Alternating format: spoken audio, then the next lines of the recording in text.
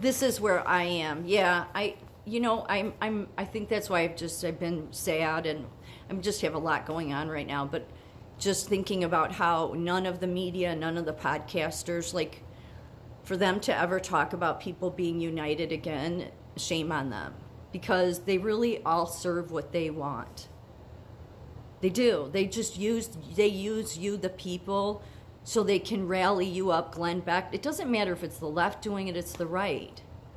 Because the number one thing they all could have been talking about, and not one of them do, is how Americans are being suppressed. So it's just sad. It's sad because, in my opinion, none of those people are people that represent the values of America. I did want to mention, I wanted to read something from this lawsuit. If you go and look this case number up, if you just go to the, couple of links will only bring up 2 pages. You have to go to the one that's filed for, this is for February, it's February 26, 2020. But I did put in one of my videos the link for somebody that I was responding to in a comment section, the actual link that gives this whole 187 pages. So I just wanted to read this. Oh, and I wanted to mention that, so this guy that filed this, who's with the AI organization, this Cyrus Parsa, he's because I've looked him up, and he's kind of out there, okay, like really out there. But I've wondered if that's sort of an act too. I don't know why. I've just wondered about it, because this is a legit case, okay? You can look it up, but none of the media talked to. Let me take that back. Actually, Epoch Times, per Cyrus himself, Epoch Times did actually interview him way back when, and they covered this case. But Joshua Phillips does, who I like Joshua Phillips. Epoch Times covers the shit China does heavily. So China has often gone after Epoch Times. But they were the only news agency that covered this case, and then somebody pulled them off of it. Yeah, somebody from Epoch Times. Maybe it's because this Cyrus guy is kind of out there. But again, I wonder if that's sort of an act to, because that's because it's clearly a case. And it clearly makes some sense. And then, so let me read this.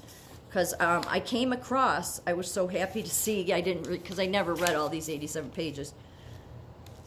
Where it mentioned because it mentions President Trump in here, okay? So it says in 2000, because Congress has addressed this before. So here, 2016, Congress passes House Resolution 343 expressing concern regarding persistent and credible reports of systemic state-sanctioned organ harvesting from non-consenting prisoners of conscience in the People's Republic of China, including from large numbers of Falun Gong. That's Falun Dafa. Falun Gong is the same. They are often persecuted along with the Uyghurs. Then it goes on to say here, 2019, Secretary of State Mike Pompeo publicly speaks about the Chinese communist regime putting people in camps, and that Western tech companies need to think twice of what they are doing.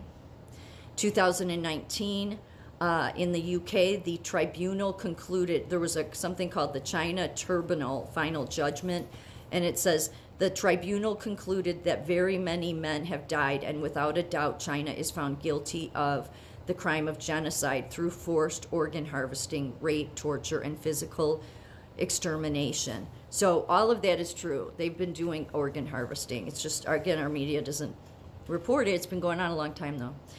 2019, President Trump and his administration meet with numerous human rights abuse victims, including Falun Gong, Christian, Uyghurs, and Tibetans. Vice President Pence meets privately with these 4 groups. The Uyghurs, again, are the small Muslim population. 2019, President Trump and Vice President Pence initiate human rights initiatives of persecuted people around the world. And this, October 2019, 28 Chinese AI tech and biometric companies are put on the blacklist by the U.S. government for their roles in assisting in the capture of human beings. The following article slipped through the Epoch Times Chinese edition, became viral with tens of millions of views around the world from numerous outlets. We disclosed what was happening behind the scenes in Hong Kong with AI and its relationship to facial recognition, capture, rape, and even suicide of Hong Kong students. The following is a series of, that part I just read, that's why Northwestern, when they put those cameras in at the height of COVID, that's what I'm talking about. Trump put 7 Chinese telecom companies on a blacklist. And when I took the pictures of those cameras, because I'm like, this is crazy. We have cameras, and now you're putting in thermal cameras, and I'm in a rural area, but they put them in all their locations. And I thought, no, this is one of the blacklist. I just had a feeling. And when I thought the easiest way is take a picture of the back of it and check it out. Sure enough, it went to one of the ones on the blacklisted list. So then it goes on to say here, and just so people realize, there are Chinese people that helped in this, obviously, that are trying to help get advocacy and do something about this. So that's the other reason I would say this is true. This is definitely true. Anyway, going on. So the AI organization Cyrus Parsa and people working and related to the AI organization and its affiliates, Chinese researchers and Western researchers assisting the AI organization and the victims of persecution, organ trafficking, concentration camps, and murder relate back to the AI organization's humanitarian efforts.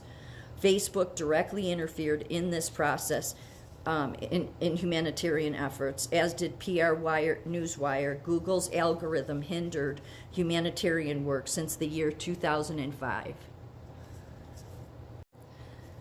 By creating an ecosystem that was complicit and provided a network for hate towards persons suffering in China. Obama, Pelosi, Biden, Clinton, Schmidt, and all the defendants in claim helped build and approve an ecosystem that has censored, established a surveillance system that has harmed not only Cyrus Parsa and the AI organization, but all people around the world. Google transferred to China AI biometric, quantum computing, and AI facial recognition technology that was used to arrest or kill plaintiffs. Sergey Brin, Sundar Pichai, and Larry Page are directly responsible, worked and reside in California. They falsely informed the public that Google was not giving AI weaponization technology to China and its corporations. Neuralink, Tesla, and Elon Musk provided data and AI and biometric weaponizing knowledge to Jack Ma and other Chinese companies, not to exclude Tesla's Gigafactory in China. All of the mainstream media ignored and were complicit in Cyrus Parsa's attempts to warn the world about the dangers they face, including the coronavirus, which was an AI-engineered biodisease. The AI organization are representing themselves, the world's people, and victims of persecution. It goes on to say here, any person or entity can bring charges of prevention to genocide, reaction to genocide, and complicity to genocide, as afforded by the Genocide Convention and the many penal codes presented in this claim, including treasonous transfer of AI, biotech weapons technology to China and Chinese companies that are endangering the world's people or harming them physically, emotionally, and spiritually.